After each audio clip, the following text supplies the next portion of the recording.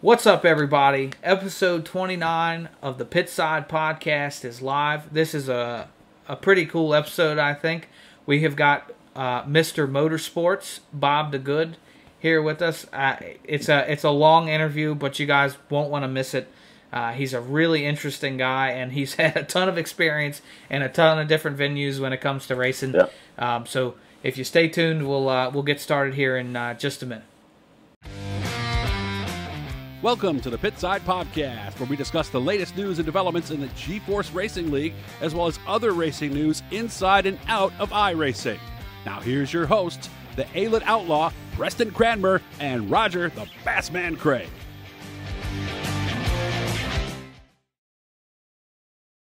Yep, so we're back here once again. I'm here with my buddy Roger, and it's been a pretty wild week. We're just coming off Hometown Heroes again this week. Car counts are up again. Oh, great. Crazy. Yeah. I wasn't there for 305s, but I understand it was, what, 40, 41, 43, something like that? 43 cars. Like, it was just too short of being a full house. And so you had 3 heats of 9 cars and 2 heats of 8 cars. Like, it was, and then, we had a C main of 12 cars going for 4 spots, and then a B going, I think it was 12 or 13 cars going for like the only 4 spots. So it was better than last week that way. Great turnout, some great racing. The mayor won that one, 6 out of 7 races, Lane Snook. He fell up a little short after that, but I think he expects he's going to win every race now. It's just, I think the only one that he maybe didn't feel that way, and rightfully so, was the Enduro, because that was a. I ended up. I think it was probably on the broadcast, but ended up out of the race early after leading a little bit, and I watched a good chunk of the broadcast afterwards, and it was a wild race all the way to the end. I know Trent Brenneman was leading for quite a bit. And then somebody got him, and I noticed the Gambler guys, right? So they were working together, and thought that was pretty impressive. So Daniel Vaught, who I had passed for the lead, was still running pretty strong, and so Zach Chapman started basically playing defense, right? So he would run around right behind Vaught, and anybody get close to him, took him out. And so Aiden Young was in the mix too. He was running a really smart race, would pit, and get a fresh car to make sure he could keep going, and ended up getting taken out in the pits, which was not against the rules, but no, not this time. Not this time. So I think it was a little bit unfortunate to him. I think Andrew Smith, who was just kind of like mid-pack for a good chunk of the race, with about 5 laps to go, all of a sudden his name starts creeping up the leaderboard, and he won, I think, right? No, Cecil Kirkpatrick. Gosh. Who started 34th, and at one point, get this, at one point was 7 laps down. So like, it's you're never out, right? Like, it was just absolutely nuts. And I hope everybody, like, I was mostly on the broadcast side. I can hear guys talking, but I can't make out what they're saying. But I hope everybody approached it with the right attitude. Like, it was supposed to be a fun night. I hope guys weren't getting ticked off or frustrated, because that's not the intent here. It's the intent is just, let's go and have a good time. Winning is sort of a secondary thing. But from the guys that we interviewed, they were all having a blast. So I hope that's the way it went. But I wasn't intimate with what was going on the other side of the broadcast booth. But anyway, it's crazy, Preston. I mean, like, even the pro lates, they're getting good numbers on Fridays now. They're running 17. They had one real low night. I think it was a night when there was a bunch of other stuff on, but they're up to 24. They're getting full features on Friday, but of course, a lot of extra guys showed up tonight. So it's crazy. We've created a monster here. I mean, it's just it's crazy. But we ended up by 10 o'clock. Because even though it was a 75 lap enduro, there was no cautions, there was no heats.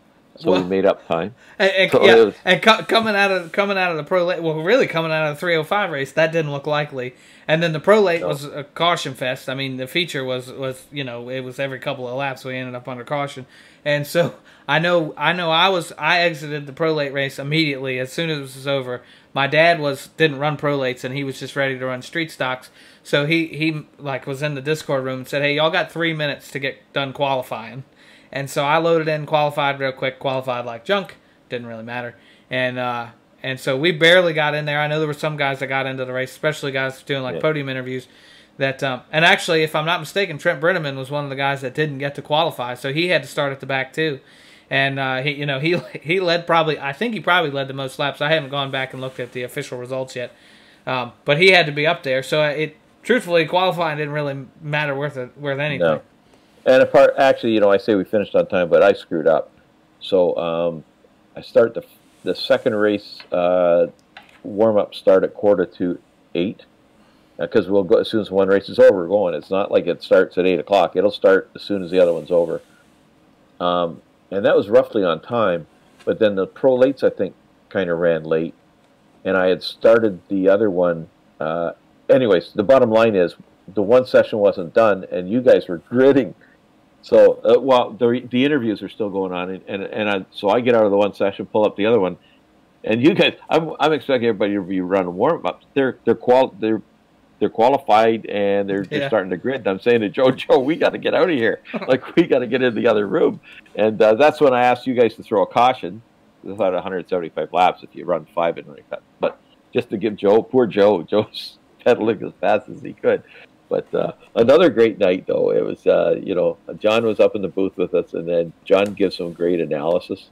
And and kudos to, one of the drivers, John mentioned, just a lot more respect now for the broadcasters, because you get up in that room and you see that there's a whole other dimension to what's going on, and there's a gong show going out on the track and stuff, and there's a gong show going on in the broadcast.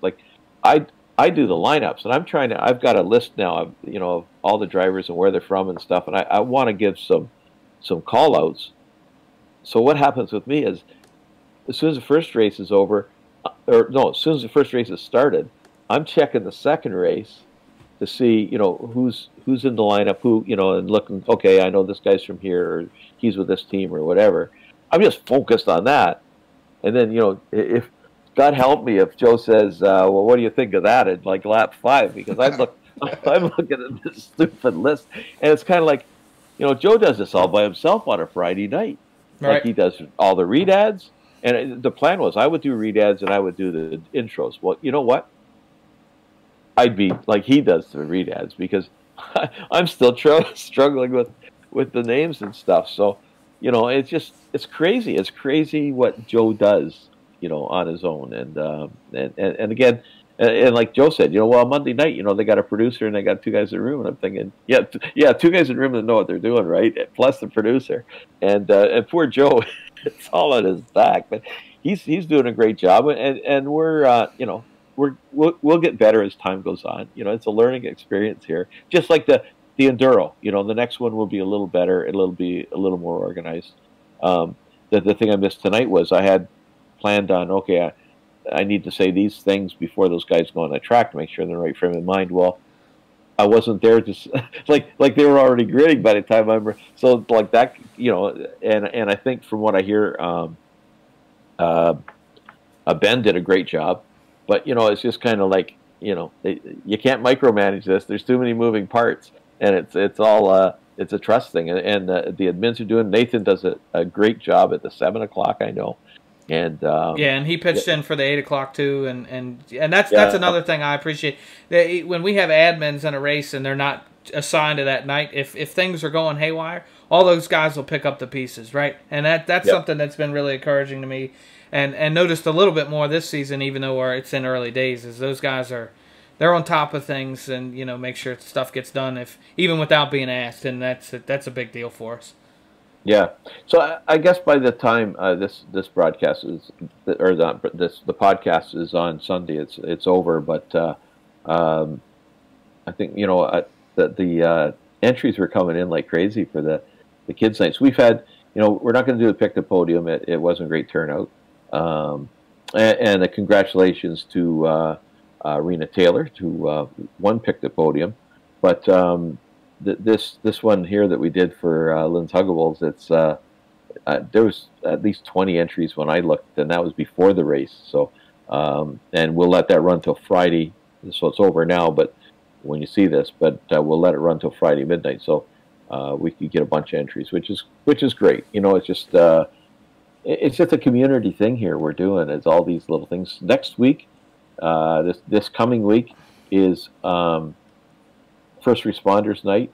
We got the Dirt Mods, and you had made a suggestion, and I think we'll announce it here, but I'll change the schedule. We'll run the Dirt Mods at 9 o'clock because that's not everybody can run the Dirt Mod A. It's A division, so it's only those guys. Plus top 10 in standings from the B will invite them. But everybody else can't. So we'll run the 305s, the 410s, then we'll run the A mods at 9. We'll do the same thing when the Renegades come in town. Probably when the Rebels do too, so the guys can run the other ones that are back to back. But great turnout, great support from the community. Everybody's jumping on board here. So, and I think we'll only get better. It's at running it, and it'll get smoother. But the thing that makes this a success is the drivers. It's the league, it's the drivers, and I can't thank everybody enough for coming out. It sucks now. It sucks. You got 43 guys. 19 are going home. Right. That's right. It's like almost half the field, and so I'm glad we did the B and C main because now at least guys get to run a little more before they have to go home. Yeah. But I when you got 3 or 4 guys, 2-3 guys, that's kind of the ideal thing. So you got to work to make the feature, but there's not a lot of hurt feelings. But 305 is like holy smokes. But the skill sets are so balanced now that it's not the same guys missing every week. Like it's unbelievable when you're doing the broadcast. You're reading the names of the guys who are in the C, and they get the top 4. And now they're in the back of the B, which is stacked with talent. And it's just there's so much skill in the league now. It's been great. Yeah, I was noticing that too, and I was reading names starting the C main tonight in the pro lates and thinking, man, I would have thought some of these guys had a shot at the pole in the feature. It was pretty wild. It was. And a shout out to Lane. He finished second in the pro lates. He came up. He couldn't nail Parker, but he put on a show again. So it's unbelievable his skill sets. And all these fixed cars. It's really because he doesn't normally run the pro late, so he was he did a good job. But yeah, so I'm hoping on kids' night, Lane did really well. I'm hoping on seniors' night, one of the old guys can rise to the top. Maybe Bob DeGood, who was we're going to come into Bob DeGood. We're talking now because it's a fairly long interview, and we didn't want to come on drag it down anymore afterwards. But it's a great interview with Bob. Interesting. He's a really interesting guy, and that was one thing that I didn't really know him, but I know you knew him from kind of retreads and just getting connected with him there. Yeah. So I hadn't really had the privilege of talking to him before or getting to know him, or I didn't know anything about him. And the dude should write a book. I mean, he really should. That's why I call him Mr. Motorsport, because I mean he's been involved in a little bit of everything. But not only that, he's had success, and it sounds like just about everything he's done. So. Pretty interesting. I mean, he's still involved with it now, crewing a 305 sprint car team this season. So it's pretty wild. So we're going to jump over and talk to him in just a second. Yep. Before we do, I just want to mention a couple of things, just kind of housekeeping. Hopefully, I think 90% of you guys probably saw that there were some slight changes to our intentional contact rules. We've differentiated in between intentional contact and intentional wrecking now.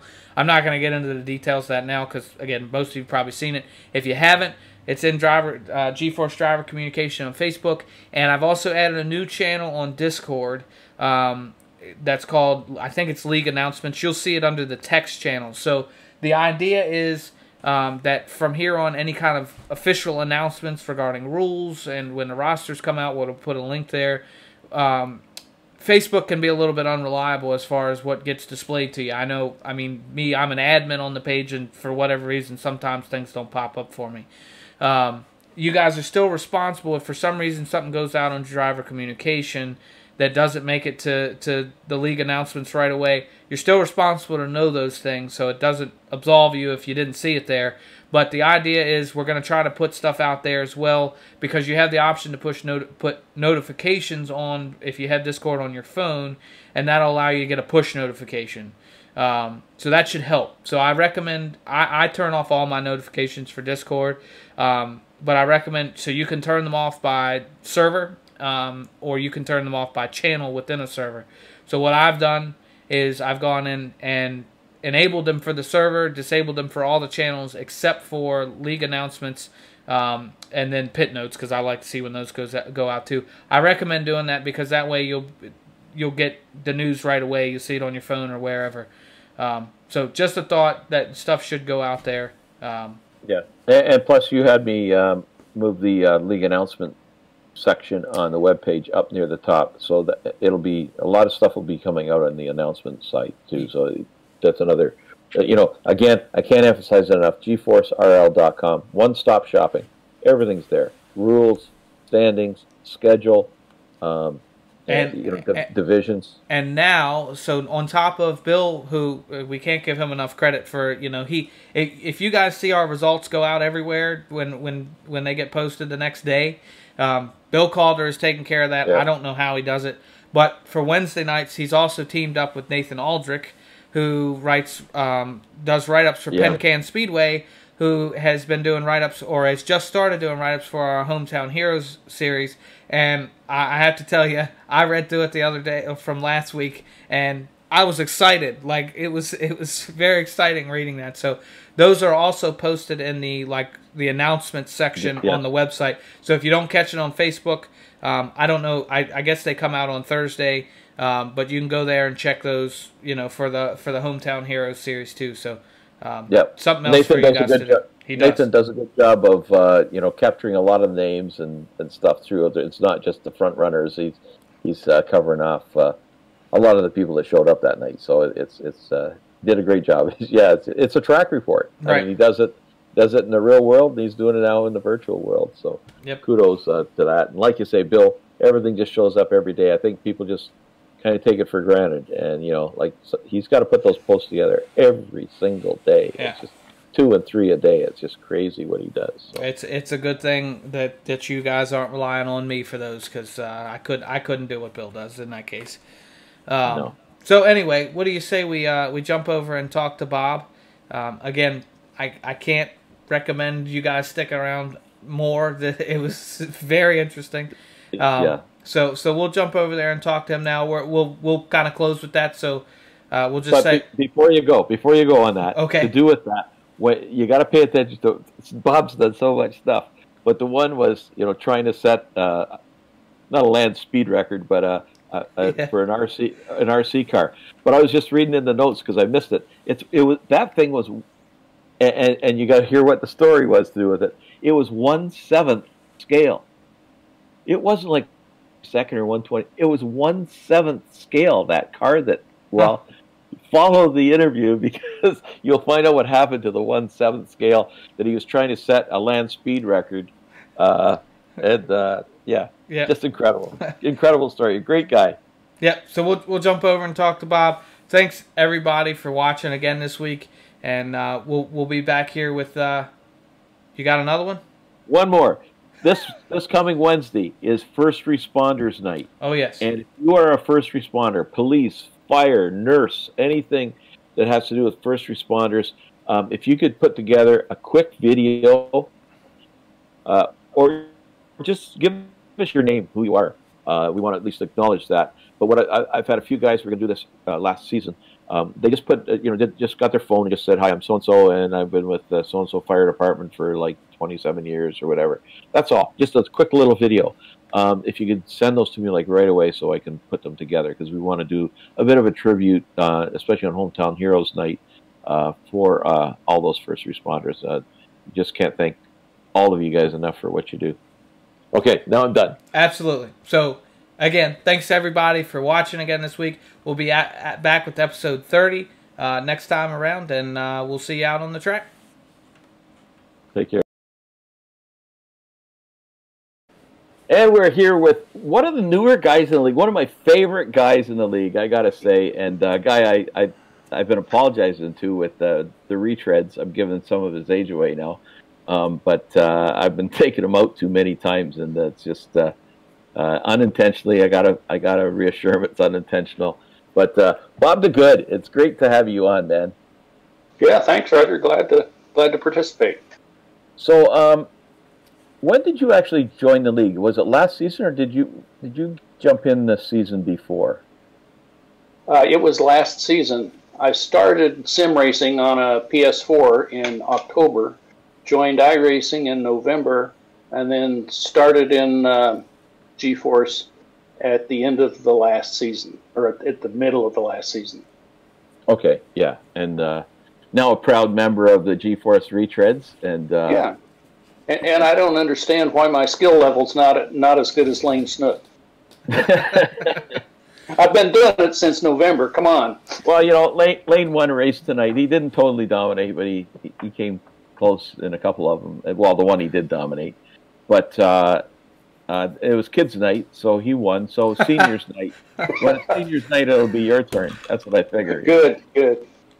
Yeah. So Bob is an interesting dude. The more I talk to him, the more interesting stuff I find. And the other interesting thing is, like, his life has crossed paths with a number of guys in our league. So he sent me some notes here because I got to go off. He's done so much. I mean, well, you know, he's done a lot more than Lane because he's about 5 times older than Lane. But started out as a soapbox derby for 2 years. How did you make out there? I don't even remember, but that was a long time ago. I remember building the car and going down the track, and I think I only made 1 or 2 rounds each year. And it's kind of disappointing to put all that effort into it and go out in an early round. But that was an experience. It's something I wanted to do, and I was fortunate to have parents that would support me in that. So when you did that, was that like the classic soapbox car? They all had to be exactly the same and the same wheels and all that stuff? They all used the same wheels and axles. You had to build a car within the specified envelope. So were they pretty much the same, or? They were all very similar, yeah. Because you bring me back to my memories as a kid. I didn't get to run a soapbox, but it was kind of like the Outlaw League or whatever of soapbox derby, where I think you had to have certain kind of wheels and axles maybe. But after that, it was like, you know, no holds barred. But in the town I lived in, Stony Creek, we live in what's called the escarpment. So it's about 300 feet high. We call it the mountain, but it's not a mountain. But anyways, they would have this soapbox derby. It would start halfway up this mountain, and like you had to go down through about 2 or 3 curves. And every year, like, kids would end up in the ditch with broken arms or broken legs. It was just, you know, you would not be doing that stuff today, right? Oh yeah, they don't handle very good, and the brakes don't work very good. No, they don't. Oh yeah, everybody was like, you stood on the other side of the ditch just to make sure you didn't get taken out by one of these weapons that was coming down. Because it was a steep hill that they were coming down. And I don't know how fast they're doing when they hit the bottom of the hill, but they'd done two turns. Like, it was crazy. Oh, you went to see how many kids you knew get wrecked, you know. So yeah, it's kind of like tonight's race that we saw. We had the Enduro. It kind of resembled that, but and then you did slot racing cars. I see that. So what did you own? I was fortunate enough to become friends with one of the track owners, and they had a 150-foot and 100-foot American Raceways track, and raced with them for, from 12 to 15 probably. I was racing slot cars. So and they had a couple of Memorial Day races, and one of them was stock cars, and the next Memorial Day it was Indy cars. and they gave away $100 savings bond and a big trophy, and I won that. No kidding. Yeah. So that's a thing. I've always been interested in slot cars. I know because when I was little, for Christmas you get the little slot car track, and you had 2 little cars and 2 little tracks. But I've not seen one of these in person. But I think when you go like actually race them, they're like 10 lanes wide, right? There's like 10 different tracks. The common width is 8 lanes. Okay. Yeah, I was gonna say I've seen pictures of them, and when I saw it, I didn't realize that was the kind of the standard. And I just thought, normal slot cars were, just a little thing you get under the Christmas tree. So I didn't realize how competitive that was. Well, today's slot cars, if you go to see them, they're very aerodynamic. They have Lexan sideboards on both sides and a wing, and they're just glued to the track. They whip around. It'll give you whiplash trying to watch them. When I see slot cars, because I had 3 different sets, but I never got out on the big tracks like you're talking. It was like I had an Aurora set that was before it was but it was an AC. It wasn't it was an AC. It was so it had a little pin. It was what happened. There was a little pin inside the windings, and with the AC current, it would go up and down. And then there was a little piece of metal that little pin would hit, which would drive a gear that was across the back. I mean, so that was like way back. That was when they first came out, and then Aurora went to like the regular motor with the the pinion gear, etc. But then I had an Eldon track, and then I got into the big leagues with the Scale Electric. Was like that was the Cadillac back in the day. But I mean, I've been organizing stuff all my life. I had a model car club when I was 12, and it was like about, I think, 12 or 14 guys. We'd all bring our Eldon sets to a guy's basement, and of course the track, they're only 6-inch sections. So by the time, and we'd have like 40-foot track or whatever, and by the time you got to the far end, you didn't have enough power, because it had lost so much power in there. But anyways, that brings back a lot of good memories. But that's cool. And then radio control cars. So how long did you do that for? I've done that on and off since the mid-90s. I've done dirt oval, I've done on-road racing, I've done paved oval, I've done carpet oval, I've done carpet on road, mostly electric, a little bit of nitro. So, yeah. Oh, so you did something else that was really cool. The speed runs? The speed runs. Tell us about the speed runs. Well, I found this on YouTube. You can find anything on YouTube, and a retired guy, and access to YouTube is kind of dangerous. I found these guys doing speed runs, and they would use a GoPro to record their runs, and the cars would have an onboard GPS, so they would make their run, bring the car back, and show the GPS to document the actual top speed. And these guys were going fast. I mean, excess of 100 miles an hour. Got my attention. I said, this is kind of cool. So I decided that I was going to try this. This was not too long after the COVID hit, so this was a good activity. It's kind of something you do by yourself. Oh, this is something just recent. Yeah. Oh. Yeah, that was a year ago. So okay. So I got 2 cars. One wasn't enough. I had to have 2 cars, and set them up to go out and make these speed runs. I actually spent a day patching holes in the road so I'd have a smooth road to run on. So, but I set a personal goal of 140 miles an hour, and I didn't quite make it. I got to 139. But it all ended as in a spectacular crash. The car went off the road into the ditch and hit a culvert and shot up in the air. It looked like a football that had been punted, and it was tumbling in the air. And the battery came out of it when it hit the ground, which was a good thing because the battery caught fire. Ooh. Lithium polymer battery. Yeah, so it's on fire.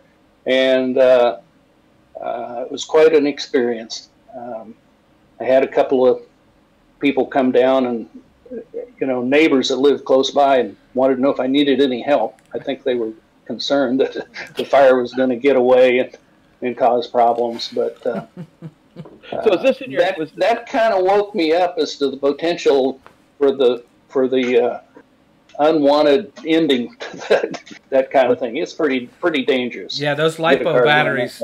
Those LiPo batteries, when you buy them, I mean, like even the person selling it to you is trying to tell you, like, you need to be super careful. Temperature ranges are very important. I have a Traxxas that I'm converting at the moment, and just went and got one. And they were. It made me almost like question, like, should I be doing this? Yeah, you got to be careful. I think I'm pretty careful. I worked in the industrial safety field all my life. I'm a pretty safety-oriented guy. I caught a LiPo battery on fire while I was charging it in my basement. Fortunately, it was a really small battery. It was one of the foamy airplane batteries. And I was charging a 2-cell battery on a 3-cell setting. And that's what did it. It just couldn't handle the extra current. Was that done intentionally? I did not do that intentionally. Oh, okay. That was human error. Now, I've since changed my charging procedure. I always use a balanced charge, and my charger's smart enough to detect how many cells I have. So it kind of idiot-proofs the charging process. Yeah. Okay, so that leads us into another one of your hobbies. Okay. Is the remote control airplanes. Oh, yeah. I've been flying airplanes on and off since probably the early 90s. Something I do for a year or two and get distracted with something else and put it aside and then go back to it later. But I've been in and out of that over the years. I've accumulated about 30 airplanes. I lost the local flying field last year. It was a church owned the property and they leased it to the flying club, and we didn't get our lease renewed. So I've lost my local flying site. Going to have to travel greater distances to fly, but that's been a lot of fun too. Now, have you ever crashed one of those? Absolutely. It's not a matter of will you; it's just a matter of when. Yeah. So I have a pretty good story about that, and I'll keep it short. But I used to play. I've probably talked. I may have mentioned this on here before, but I used to play roller hockey. Right. So there's a outdoor roller hockey rink about 30 minutes from here. So it's out in a nice big open field. It's a park, so people will take like remote control planes there. There's plenty of space on the soccer field to launch them and everything, or whatever, take them off. And so we're on the rink playing a little hockey, and there's a guy way over flying his plane. Didn't think much of it, and I guess it got away from him. And square in the middle of the hockey rink, the plane comes down and shatters into tons of pieces. And he came over and he was crying. And it was one of the more awkward moments I've ever experienced. Because I know he lost a lot of money. And, I mean, we laughed immediately because, we didn't know what was going on. It was, I don't know, it was pretty funny, but felt bad for the guy. Yeah. I got a neighbor here, and he's taking me out. They got a cool field. It's in the middle of like a cornfield. They get permission from the farmer. And so it's all cleared, but you're surrounded by corn. But so you don't want to lose your plane in the corn because you're going to be looking forever. But I mean, it's so cool. It's something I could certainly get hung up in. And but I would be worse at flying those than I am at racing the cars. So there's a lot of different directions you can go with RC aircraft. You can go to giant scale. I do have one airplane that's 10-foot wingspan, 10 feet long. You can go to warbirds. I have a few warbirds. I have some electric ducted fan jets. And that was an interesting experience learning to fly those. I actually got a buddy of mine who's a commercial airline pilot and had experience with RC jets to go with me the first few times that I tried to fly it. And what they tell you when you're flying RC airplanes is altitude is your friend. So get high. So if you make a mistake, you have time to react. And so I got the airplane pretty high, and pretty soon I said, Sam, I can't see it anymore. Fortunately, he could, and he flew it back down for me and talked me through a few landings and got me going. But learning to fly RC jets was an interesting experience. Now, I know, I might botch the alphabet committee or whatever it is.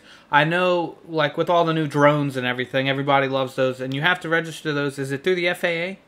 Is that what it is? Yes. So the remote control aircraft like you're talking about, do they have to be registered as well based on the weight or how it is?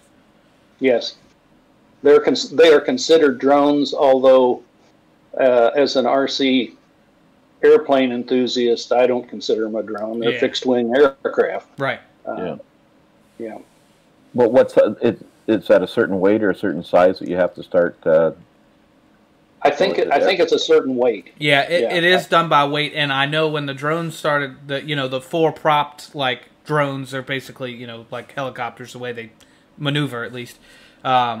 They reduced that weight recently because there were so many flooding the market, and they're so capable of being undetected in a lot of ways. So they've changed that somewhat recently, I'm pretty sure, but I think Bob probably knows more about it than I do. You know what? And we can sit and talk about this subject like all night. We'll have to get you back sometime just to talk in detail about some of these things because it's so much. Sure. And so then I know you got there's a picture in the back behind you. Is that of a real plane or like? Have you ever flown real planes? I have. I'm a private pilot. You're what? I'm a private pilot. That's actually a Jaguar racing at Daytona. Oh. Roger's eyesight's not what it used to be. No, I'm seeing that like you saw the jet. I've been waiting for Preston to spot it for me. Okay, yeah. But you do have your private. Yeah, I'm a licensed private pilot. I haven't flown in many years, but I have the license. Well, if they caught wind of what you were doing with that high speed battery flying through there, they probably wouldn't let you have it back anyways. Well, yeah, I wasn't taking any passengers with me though. So here's a question. This is totally unrelated, but I'm sure there's some guys in the league interested. Flight simulator. Do you ever try flight simulator? I have in the past, yeah. Yeah, I just got to do it, and I've only flown it a couple times. Like I need lessons, like I suck. But I know Preston, when the flight simulator first came out, first thing he did was he came to Brantford and flew over Ashweekon Speedway. So I thought that was kind of cool. So I did do that, Preston. I managed to. I will say, if you're interested in it at all, the newest one is really cool because all of the map data is driven from, well, I'd say Google Maps, but it's Bing Maps. I don't know what the difference is. Yeah. But the landscape is all pretty photorealistic. So like that was actually the thing I proposed originally because that came out about the time we were talking about starting the podcast. And the original thought was that Roger and I would get in the plane because it's multiplayer, but you can't be in the same plane. I thought we would co-pilot a plane, and from each week we'd fly from one track, wherever we just finished racing, to the next track. And then I started doing some calculations, and I didn't think 4 and 5 hour podcasts were what people wanted to see. so we scrapped that idea entirely. But it maybe we'll do that sometime. I don't know.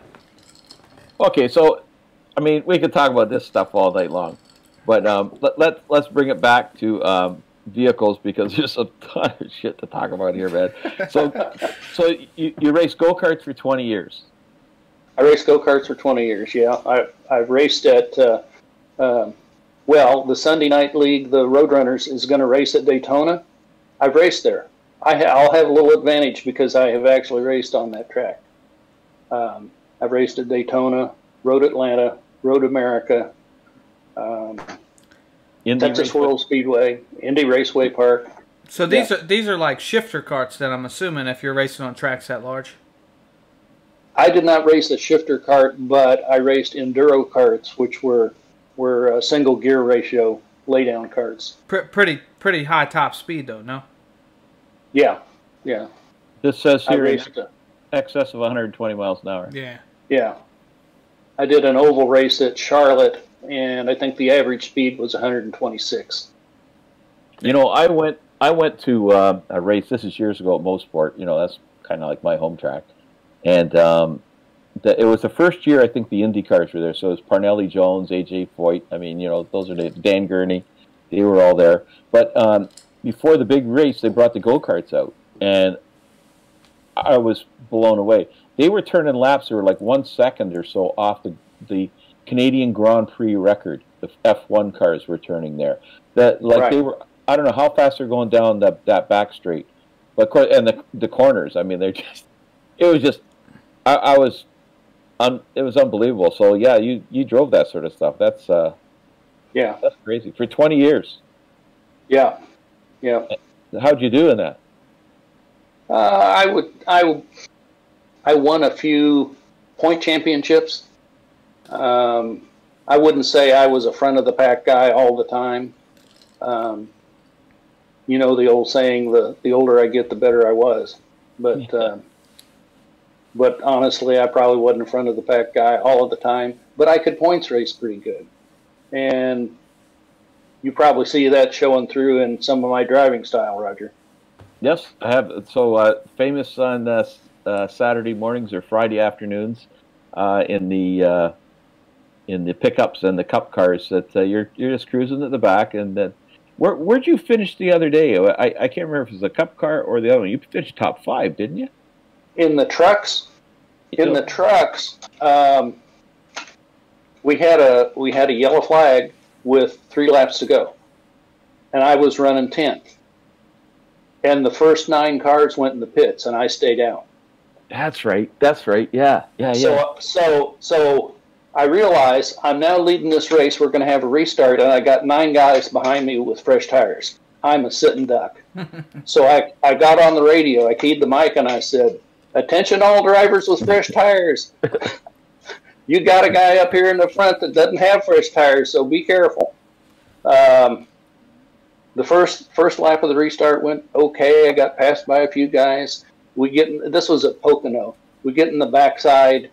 We go through the kink, and I got tagged by another truck. And so I spun around. I had 0 incidents up until that point. But I got 1 incident point for going off track. But it was a spectacular off track. I'm sliding through 200 miles, well, not 200, but 180 miles an hour. Dust is flying. I'm going sideways this way and then sideways the other way. Finally gathered that I got back on track, and I think I finished 9th. If I hadn't gotten tagged, I might have been a couple of places further up than that. But the guys with fresh tires, they were coming. Yeah. Okay, I thought I remember. Yeah, you were in the lead because the old guys are always at the back, right? So Bob's our hero, but at this point we're just cheering Bob on, like, come on, Bob, do it, right? So it was pretty good for sure. So then you after go-karts, did you get into the micro sprints, or did they run kind of? You said you were 10 years. I got all of the go-karts I could handle, and swore off of them and got into micro sprints. A buddy of mine got me into micro sprints, and I did that for 10 years. Man, I can't wait to retire. No, but retired at this point. I was working when I was doing this, Preston. Okay. This sucks. But our micro sprints, like I know, like 600cc and stuff, but I mean, they go like stink. Is it the same sort of philosophy as sprint cars where, your buddy built the fastest sprint or micro sprint he could find and then went to the track to find the dumbest guy to put the helmet on? Well, kind of, sort of, yeah. Yeah. So how'd you make out of those? You don't think of it that way when you're doing it. But in retrospect, yeah, that's the way it works. I had attempted to run for the National Point Championship in the stock class one year, and I think I ended up 13th. I was trying to break into the top 10, and I ended up 13th. Wow! We had a local track that was about an hour's drive from where I was. So every Saturday night, it was off to the Sweet Springs, is where the track was, Sweet Springs, Missouri, and raced down there. I won a few trophy dashes and a few heat races. Never got the big feature win. So you won. You finished 13th nationally. So out of how many cars would that add up to nationally? Boy, I don't have any idea. Really, like hundreds. Yeah. I would think at least, right, if not more. Well, there's probably hundreds of members in that class. Whether they're actively pursuing the points, probably not everybody is, but yeah. Okay, yeah. and then you get into Mod Lights for 1 year. Yeah, I got out of the micro sprints, and I was out of them for several years, and I was working with a fella who was Stephen Spee's brother. Stephen Spees, of course, races in our league, and his name was Chris. Chris got me interested in Mod Lights. I went over to his house. He had one. I looked at it, and he's telling me about how great it is. You get all this track time, and it's just a stock motor, and it's easy to, So I ended up with one of them, and I ran it for a year. And I never really got it handling very well. The back end kept wanting to pass the front end, so I must have been doing something wrong. But I did that in the same year that my daughter was pretty hot and heavy into junior dragsters.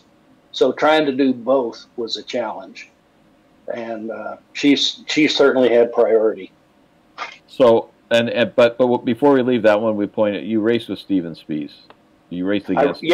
Yeah, I raced with Stephen and his brother Chris, both, yeah. And you were saying before we started that you were much better than Stephen, right?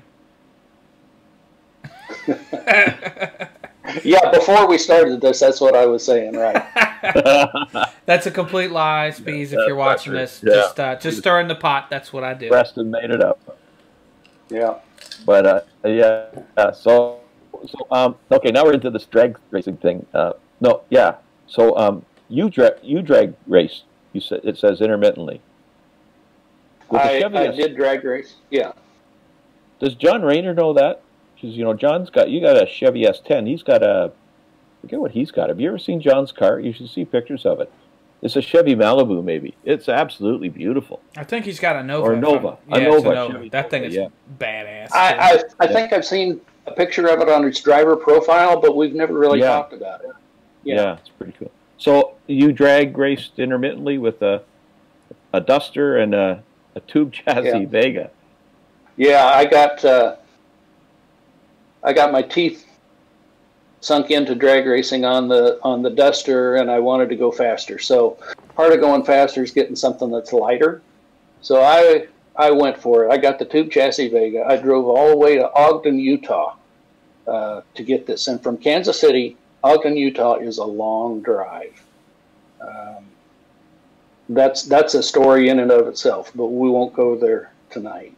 That made a great drag car. I put a really mild 327 Chevy engine in it, and it would run about 10 seconds at 132 miles an hour in the quarter.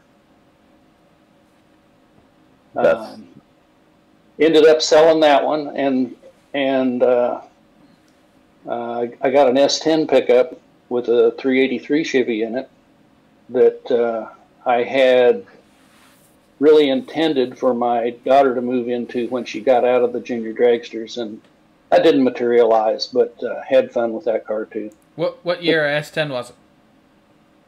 91. Okay, I my first car was a 95 S10, and I had big wide fat tires on it and everything, and so it just kind of nostalgic for me as well.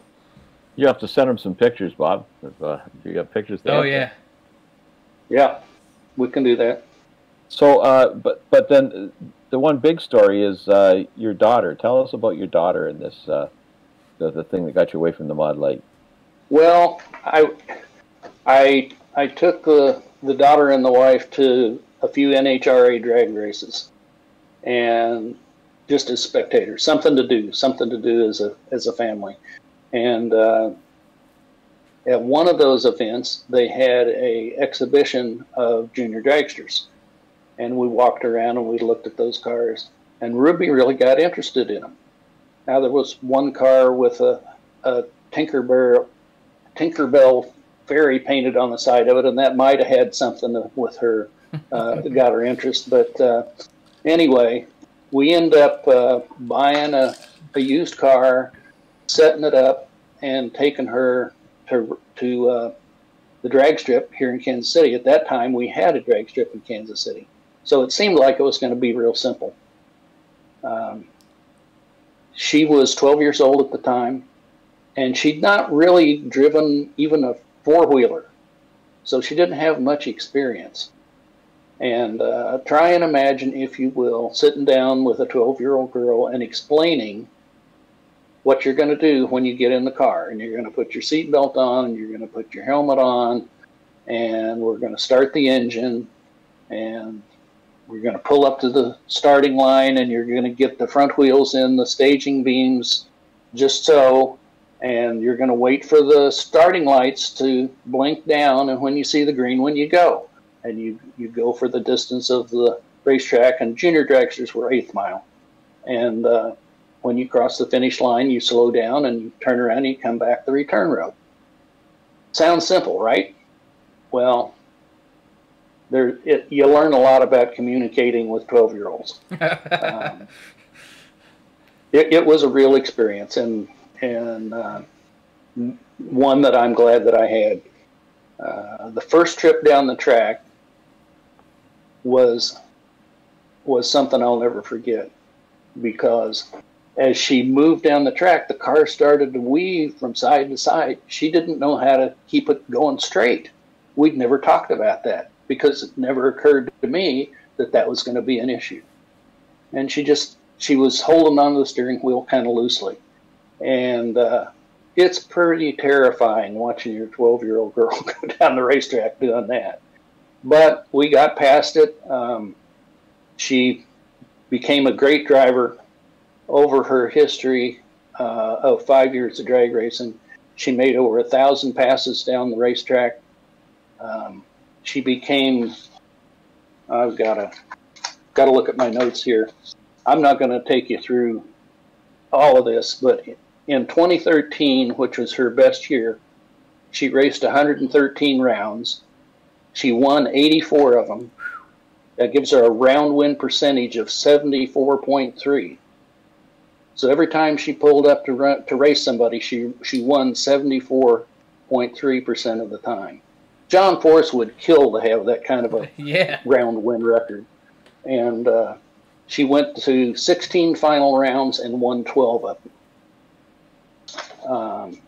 In addition to that, the biggest race for kids in junior dragsters is the conference finals each year. And they have two. They have a Western Conference final, which is where we went. At that time, it was held at Vandermeer Speedway in Denver. And an Eastern Conference finals, which is at Bristol, the drag strip at Bristol. We went to the Western Conference finals, I think, 4 years. The first year was typical first year. The second year, she runnered-up in her class. She made it to the final round, but didn't get the win. The following year, she kind of had an off year. And then in 2013, she went to the final round and won it. And that was probably the most exciting day in my life. That was incredible. Cool. Yeah. So, but it's not over yet after that. So you're starting to crew with Stanley Kreisel. Tell us about that. Stanley Kreisel and his brother Richard, I go back with them to the micro sprint days. So I've known them for 30 years. Raced against them back in the day that I was running micros. And last year, Stanley decided he wanted to get out of micros and get into the lightning sprints. So he bought a chassis and he bought a motor and he puts this race car together. And I turned out to be the pit guy. He's going to do some traveling. He's outside of his normal circle of support, and I end up being the lucky guy that gets to help him. There was this, I think it was a 16 race season. He goes to the first race and he wins. He really didn't expect to win, but he won. And that locked him into the points. Well, I got to go next week because I see where I am in the points. So he goes the next week, and he has trouble with the wing attachment. So he pulls that in the feature and makes about 2 laps, and the front end of the wing just pulls up. He's driving around with a big parachute. And, of course, he didn't finish that race. So now he's got 1 win, 1 DNF. He goes on through the season. He has a few bad races, but he ended up winning 8 out of 16 races and won the Lightning Sprint Championship for the POWRi Midwest Lightning Sprint Series. That was a pretty impressive effort, and I was glad to be a part of it. This year, he's decided he needs to race a sprint car. His brother Richard's son, Riley, has been racing non-wing sprint cars and has been the POWRi War champion for the past 3 years. So Stanley's going to get in fact, he has a chassis. He got it last week. He's got it powder coated. He sent me pictures of it, and he's going to put it together and run a 305 sprint car this year. And I'm going to be the pit guy again. Now, is that a Race Saver series? Are they running like the sealed engines? Yes, it's a Race Saver. Yeah, it's a Race Saver series. Yeah. That's and I mean, obviously I've mentioned this a bunch of times on here. We don't have a lot of sprint car racing around here, but from what I understand, that's the way to go. If you're getting into a full-size sprint car and on a budget, you can't beat that, because I mean, some guys will run a couple of seasons on a Race Saver engine. Yeah. Yeah, they claim there's Race Saver engines around that have run several seasons. Yeah. But yeah, well, Stanley and his brother own a chassis dynamometer and operate Advantech dyno tuning services, primarily focused on sprint cars and midgets. And so they've got a lot of exposure to people in that industry. They've got a lot of knowledge, and I think Stanley's going to do really well this year.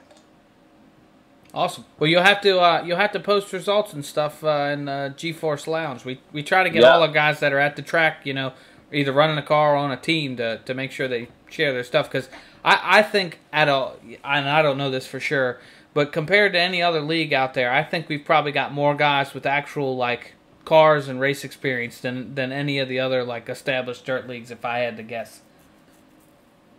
Yeah, I think you're probably right. And so Bob sent me a video of all these cars on the dyno.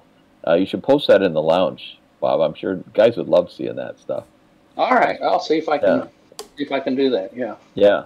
So tell us about your experience with GeForce Racing now. You're a new guy, so we're always looking to see what's happening with we got so much new blood coming in. So how much have you enjoyed it, and what are you racing? And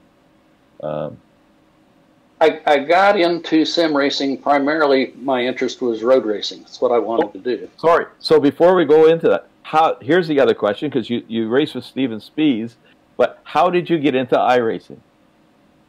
Well, I had raced RC cars with Scott Edwards, and I knew that Scott Edwards got out of RC cars, sold all his stuff, and got into iRacing.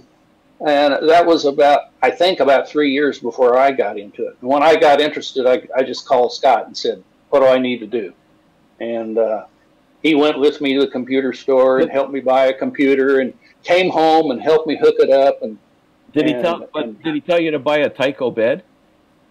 No. Have you seen his rig? Have you seen? I've seen pictures of it. Yeah. I don't believe it. It's the funniest thing. So he helped you out. Yeah, he got me started. Yeah, and so the experience. Well, I sent Roger a email pretty early on saying, I'm struggling. Can you give me some hints on how to improve my driving skills? And what made you ask Roger? Well, He was the only guy that I knew. Oh, he knows now that was a big mistake. He knows that. Well, maybe I asked the wrong guy. I don't know. But his answer was a good one. It was, well, I don't know anything about that, but come and hang out with us in Discord. And I did, and that's been great. The camaraderie of meeting the guys and hanging out with them has been great. It's something that you get when you go to the real racetrack that you really don't get in sim racing unless you get involved with those kind of groups. Right. So the league has been a good experience. I'm looking forward to meeting more of the people and making more friends. That's really what it's all about. But it'll come with time. So you mentioned you started on PS4, and I've been gaming, for a long time. What were you running on PS4 predominantly? Was it Assetto Corsa or something like that? Yes. Yeah. It was Assetto Corsa. Yeah. Okay. Yeah. I know that's pretty recently over on the console side of things. It's been around on PC for some time, but yeah, I wished I had all the money back that I spent on PS4 and Assetto Corsa, but yeah. Yeah. So what are you running with GeForce? What divisions have you been running? Well, I'm running the 360 Renegades. The Renegades, is that right? No, you're not in the Renegades. I know you're in the Rustlers. You're supposed to be in the Raiders, but you asked to stay back in the Rustlers for another season. Yeah, so. I'm the Rustler. That's so confusing. You got 4 of them, and they all start with an R. Yeah, so it's good for marketing. It's good for marketing, Bob. Come on. You should have been around, Bob, about 3 or 4 seasons ago when we had the Rogues, and I forget, we had more R words. And then on Thursdays we had 3 divisions, and they all started with B. Yeah, that's the Bandits, and I forget what the other. Yeah, I don't know. They're gone now. Yeah. Anyways. Yeah. So it was even more confusing before. So so you're running the Rustlers division, and I know you run the retreads because we have a great time. Right. Yep, we have a great time in the retreads. I'm running the.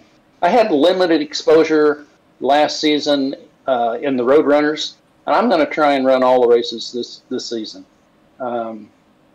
There's some tracks that I've not had experience on, and I've been practicing on them. I've already started practicing on Long Beach. That's trouble, Preston, because what happened is he's teamed up with John Rayner. So there's a major rivalry going on between the redneck racers.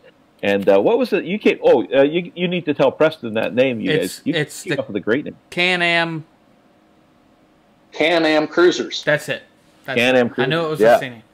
So a lot of alliteration between the 2 teams. I'm just saying. Yeah. So anyways, him and Rayner were outperforming me and your dad the other night. But at the end of the day, the redneck racers rose to the occasion and destroyed them. I think Yeah. Well, we beat them by 1 or 2. I don't know. So it was, but it was a disaster. I think your dad was having connection problems, and I forget what happened. Bob kind of turned left when he should have turned right or something. I don't know what happened there. Oh, somebody came out of the pits, and I had a big head of steam, and I tried to pass him on the right and didn't have enough room. Yeah. And correct me if I'm wrong. This past week. That's another story. So Bob Light did not win this past week, right? Somebody else parked it? I thought Light was I think he won. Oh, okay. In the picture, he was in the middle, so it kind of looked like he was second. I think somebody had run out of gas. Oh, so they just barely got in the picture. I gotcha. Okay. No, that's great that you're coming out, but I'm not encouraged that you're practicing. That's not a good sign. And you've been out with the NASCAR guys, so have you done any? I really like the NASCAR trucks. That's a lot of fun. Before they changed the drafting model, I thought it was more fun. I like the old drafting model at Daytona because you could get a draft from 2 seconds back. It's not that way anymore. We'll learn to deal with it, but I like running the trucks. I like the 358 modifieds. I tried the midgets a little bit. I've practiced them. I ran 1 race in the midgets, and I'm going to let that go for a while. Need to improve my basic skills before I jump into that. And you're doing the 305s on Hometown Heroes too, right? Hometown Heroes, doing the 305s, struggling through that. I ran the 410s a couple of times.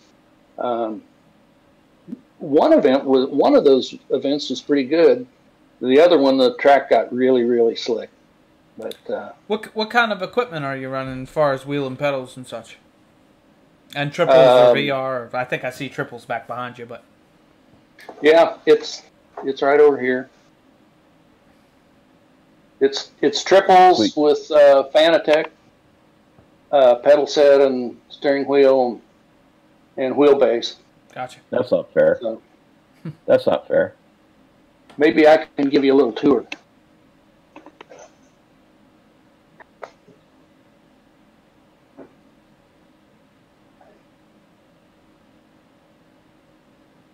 Oh, your cable management's about the same as mine. Yeah, I think everybody's is about the same, isn't it? Yeah, I think you're probably right. And you got the V3s. That's kind of what I was getting at. The midgets in the 410s when the track's really slick. It's there's some learning curve there just because it's all throttle control, and so it's you're doing most of your steering with the gas pedal anyway. So when you're jumping out of even the 360s, there's a big difference. Okay, so tell us. You want to tell us about that dog now? There's a good story about the dog. Oh, she's a sweetheart. She's going to be 12 years old this summer, and she's a registered therapy dog. And we have had the privilege of being able to visit some assisted living facilities and a couple of elementary schools and one middle school. Made some good friends, had some good experiences, and gotten into some situations where we think that maybe we really made a difference in somebody's life. She at the elementary school was seeing one young man whose father died of ALS. At the middle school, she saw one young man who suffered from PTSD. I don't know how a middle schooler gets PTSD. Yeah. But that's what she was doing. When we went to the assisted living facilities, it was a little different in that the people are all adults and they can articulate their appreciation for your time and your volunteer work. And it is all volunteer work.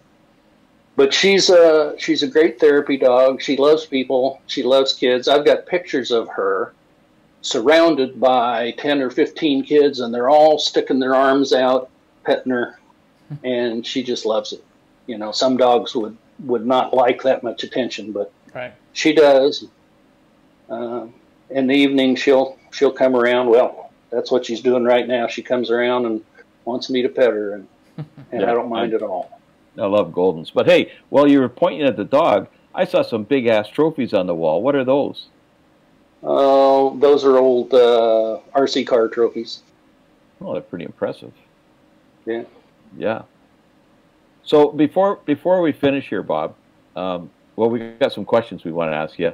But before that even, I got to ask you to do something. Okay. I got to ask you to take your hat off. Oh, okay.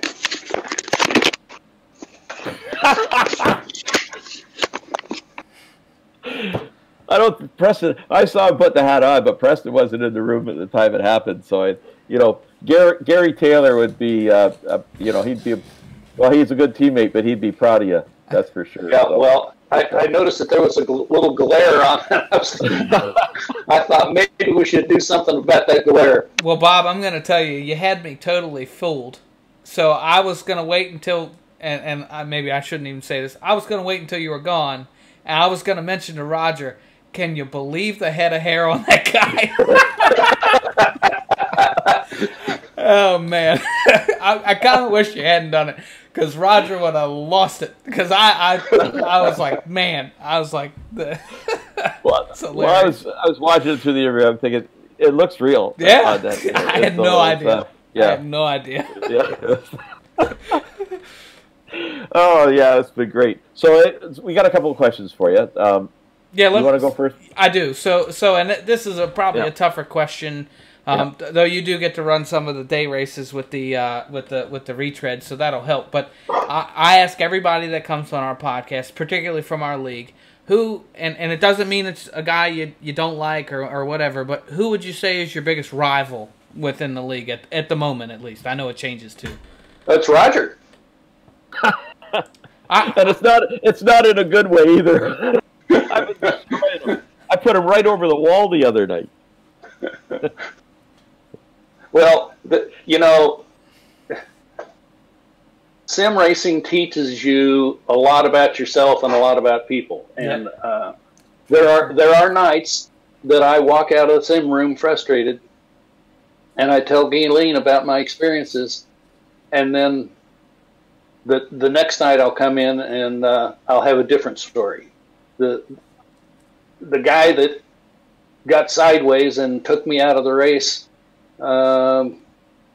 ends up being a good friend. And nobody really means, or at least in my case, I've not run across situations where any of the wrecking's intentional. And we all have our turns. We take turns doing it. And it's just part of sim racing. I think 2 days in a row last week I drove outside of my abilities, so let's say, and ruined a couple of Bob's races. So I can see where I'm his rival. He probably wishes we were both on the track for that race tonight. That the enduro, because it could have got his frustrations out. But it's been great having you, Bob. You've been and there's been times I've been worried that maybe because of events on the track I've driven stupid, and that I haven't lost a friend in the room, but because you add to the team, the retreads team or whatever you want to call us, and we have a lot of good laughs, and it's I enjoy racing more, with you being there, so it's all good. I do too. Yeah, it's important to have fun, and the group makes it more fun. Yeah, for sure. Now, my question is your greatest memory. So, your greatest highlight. So let's make that two. I think I know what the one answer is. Inside and outside of iRacing, what are your best memorable moments? Inside of iRacing, I don't think my career's long enough yet to really have established a memorable moment. I haven't won my first race yet, so that's probably still coming. I have that to look forward to. You're better than I am, but don't hold your breath for too long, because I'm in here 2 years and I've had one podium. So but you'll get it before I get it. I know that. You're a good steady driver. But how about outside iRacing? Well, without a doubt, it was when the day that Ruby won the Western Conference Finals. That was unbelievable. Worked hard to get there. I don't know if you realize this about drag racing, but every time you run a round, half the people go home. So if you start with 500 cars, 250 cars go home after the first round. Right. And then 125 go home. And if you make it to the final round, there aren't very many people left in the pits. And we had the experience to leave Vandermeer Speedway when we were the only ones left. And that was great. It was going to be a long drive home, but it didn't matter. That's awesome, man. That's awesome. Yeah. So you showed me a video. It was a GoPro facing your daughter in the cockpit. Yeah. Do you have any? And that was pretty cool. And that should go on the lounge. But do you have any of her, like somebody capturing the run, or is it there's got to be something on YouTube or something of? I'll have to look. I'll have to look and see what else I can find.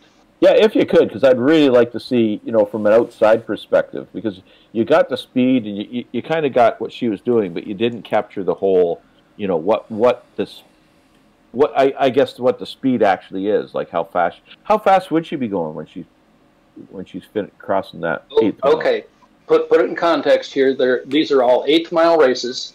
The older age group can do that as quick as 7.9 seconds. Most of your hot rods driving around on the street can't run 790 in an eighth mile. They're probably 950 and up, 1050 and up. And the top speed is limited by the rules to 85. So she would typically cross the finish line about 82 miles an hour. Wow. That's awesome. Yeah. Well, yeah.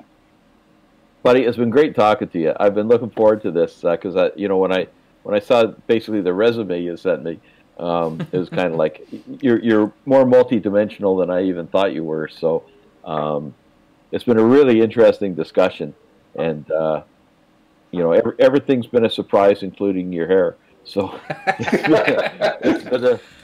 it's finally good to have a discussion where we look at each other instead of just talking over a headset. So yeah, looking forward to a bunch of seasons with you, man, and it's been great talking to you. And we got to do this again, and hopefully we get together somewhere on a track somewhere, and get to pal around a little bit, as Preston calls it. Yeah, absolutely. We'll do it for sure. Okay, man. I'll see you on the track tomorrow at the retreads. You called the race. It's and I'll ask you now. It's you wanted to do the Delaras, but what track was it? I can't remember. It should be a free one, so everybody can do it. Watkins Glen would be. I don't know if or not, but Watkins Glen. Not free. Yeah. How about Road America? How about? That's not free. How about Lime Rock? Lime Rock. Lime Rock's free. There you go. Oh God, that's gonna be dangerous in those things. That might. Well, I agree, but actually, I've run them there. They actually run pretty well there. I've actually run F3 stuff there before too. It's not too bad. If you take the chicanes out too, it's a little bit easier. Yeah, we'll take the chicanes. The other free track that might be good is Okayama. Yeah, okay. That's true. That'll fit an F1 car on it easy. So what would you say, Press, Okayama or Lime Rock? Guys. I would say probably Lime Rock because there's less corners and there's some. Okayama's got some, really tight corners and stuff. A lot of switchbacks and that kind of thing. Okay, we'll do that. We'll see how many guys show up for that. So it's. I'll be at work, so. Yeah, well, it's a retread. You're not even invited. Oh well. So there you go. But you have to come out one day. We give day passes. So Zach Chapman showed up one day. He was in a previous race. We were talking. I said, "You want to join us?" And then I invite him to the league, and then I boot him. Right. So we do give out day passes. Well, so I'll get out one time. I think the rule should be if you give them a day pass, they have to be willing to admin the race too. That way, you guys don't have to do it. Well, but there's hardly any admitting. Well, I know that, but I'm just when trying we're doing to... sprint cars, everything's reversed. Yeah. It's. Oh yeah. And we're so old, we can't remember where how we can even sandbag. Because it's just too confusing. So it's we have a great time. But anyways, thanks Bob for coming on, and thanks for staying up this late with us. And well, thanks for having me. I enjoyed it. Yeah, absolutely, okay. Bob. We'll be talking again for sure. Take care. Yeah. Okay.